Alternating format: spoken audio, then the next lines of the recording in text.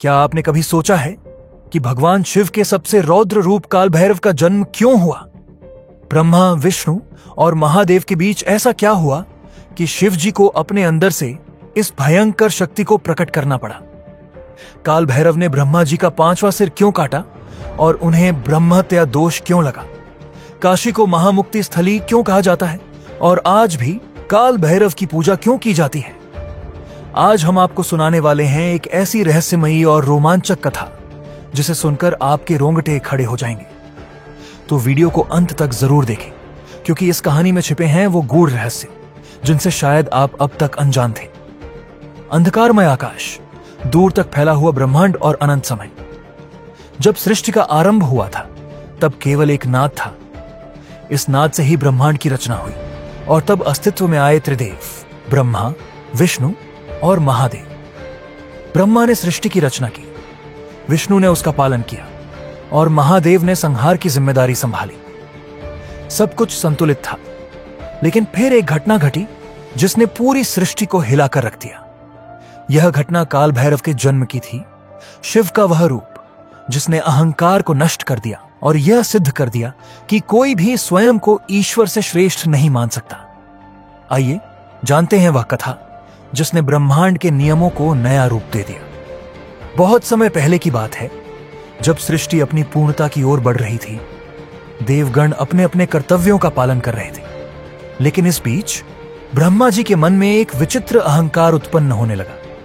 वे सोचने लगे, मैं सृष्टि का रचयिता हूं, यह पूरा ब्रह्मांड मेरी ही देन है, कोई भी मुझसे श्रेष्ठ नहीं हो सकता। धीरे धीरे उनका यह अहंकार बढ़ता गया। उन्होंने देवताओं को आदेश देना शुरू कर दिया और यहां तक कि विष्णु जी को भी अपनी श्रेष्ठता का ज्ञान कराने लगे। एक दिन ब्रह्मा और विष्णु के बीच एक गंभीर बहस छिड़ गई। ब्रह्मा जी ने कहा, मैं ही सृष्टि का आरंभ हूं, मेरा ही ज्ञान सबसे महत्वपूर्ण है, मैं ही सर्वश्रेष्ठ हूं। विष्णु जी शांत थे, लेकिन वे जानते थे कि यह अहंकार सृष्टि के संतुलन को बिगाड़ सकता है। उन्होंने समझाने की कोशिश की, हे ब्रह्मदेव, सृष्टि केवल निर्माण से नहीं चलती, उसका पालन भी आवश्यक है। रचना की नींव तभी मजबूत होती है जब उसे सही दिशा दी जाए। लेकिन ब्रह्मा जी अपने विचारों से टस से मस नहीं हुए। देवताओं को चिंता होने लगी। जब यह विवाद बढ़ने लगा तो सभी ने भगवान महादेव की शरण ली। शिव, जो हिमालय की गुफाओं में ध्यान मग्न थे, ने यह सब सुना और अपने तीसरे नेत्र से इस अहंकार को भांप लिया। उन्होंने विचार किया कि यदि इसे समय रहते नहीं रोका गया तो ब्रह्मांड की व्यवस्था डगमगा जाएगी। शिव जी ने अपनी जटाओं को झटका दिया और एक भयंकर ऊर्जा उत्पन्न हुई। यह ऊर्जा इतनी तीव्र थी कि देवताओं तक ने अपनी आंखें बंद कर ली। चारों दिशाओं में अंधकार फैल गया, बिजली कड़क उठी और अचानक उस ऊर्जा से एक प्रचंड दिव्य योद्धा प्रकट हुआ, काल भैरव। काल भैरव का रूप भयंकर था।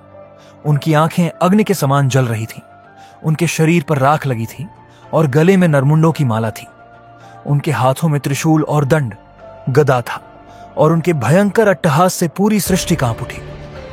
ब्रह्मा जी और विष्णु जी ने जब यह भयंकर रूप देखा तो वे भयभीत हो गए। काल भैरव ने शिव जी के आदेश की प्रतीक्षा नहीं की। उन्होंने तुरंत ब्रह्मा जी की ओर देखा और उनके 5वें सिर की ओर बढ़े। इससे पहले कि ब्रह्मा जी कुछ समझ पाते, काल भैरव ने अपने नाखूनों से उनका 5वां सिर काट दिया। पूरी सृष्टि सन्न रह गई। चारों दिशाओं में सन्नाटा छा गया। देवताओं तक ने अपने नेत्र झुका लिए। ब्रह्मा जी का अहंकार चूर चूर हो चुका था। ब्रह्मा जी के 5वें सिर को काटते ही काल भैरव को एक भयंकर श्राप मिला, ब्रह्महत्या दोष। अब वह पाप उनके साथ था और जब तक वे इस दोष से मुक्त नहीं होते तब तक उन्हें भिक्षाटन करना पड़ेगा। काल भैरव, जो अभी अभी शिव के क्रोध का रूप बने थे, अब ब्रह्म हत्या के पाप से ग्रसित हो गए। उन्होंने ब्रह्मांड के विभिन्न तीर्थों की यात्रा की, लेकिन यह दोष उनसे अलग नहीं हुआ। काल भैरव अंततः वाराणसी, काशी पहुंचे। यह वही स्थान था जिसे भगवान शिव ने स्वयं अपनी क्रीड़ा भूमि बनाया था। जैसे ही काल भैरव ने इस पवित्र नगरी में प्रवेश किया, ब्रह्म हत्या दोष उनके शरीर से अलग हो गया। इसीलिए काशी को महामुक्ति स्थली कहा जाता है। और काल भैरव को काशी के कोतवाल के रूप में पूजा जाता है। आज भी जो भी व्यक्ति काशी जाता है वह काल भैरव के दर्शन किए बिना वहां से नहीं लौटता। काल भैरव के 8 मुख्य रूप हैं जिन्हें अष्ट भैरव कहा जाता है। असितांग भैरव साधकों की रक्षा करते हैं। रुद्र भैरव अभय दान देते हैं। चंड भैरव शत्रुओं का नाश करते हैं। क्रोध भैरव क्रोध पर नियंत्रण दिलाते हैं। उन्मत्त भैरव सिद्धियों के दाता हैं। कपाल भैरव मृत्यु के भय को समाप्त करते हैं। भीषण भैरव दुष्ट आत्माओं से रक्षा करते हैं। संहार भैरव प्रलयकारी शक्ति के स्वामी हैं। काल भैरव की कृपा प्राप्त करने के लिए मंगलवार और रविवार को उनकी पूजा करनी चाहिए। उनकी स्तुति करने से सभी प्रकार के भय और शत्रुओं का नाश होता है।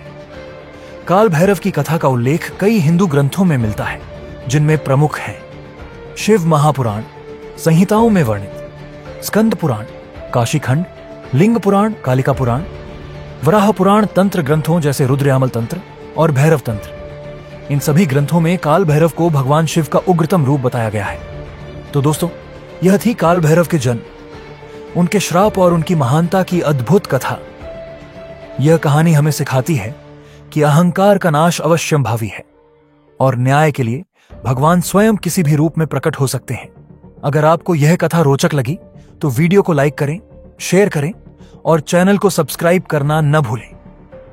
आपकी एक छोटी सी सहभागिता हमें और भी ऐसे अद्भुत रहस्यों को आपके सामने लाने के लिए प्रेरित करती है। और हां, क्या आप और भी पौराणिक कथाएं सुनना चाहते हैं? कमेंट में बताइए कि अगली कहानी कौन सी होनी चाहिए। जय महाकाल, जय काल भैरव।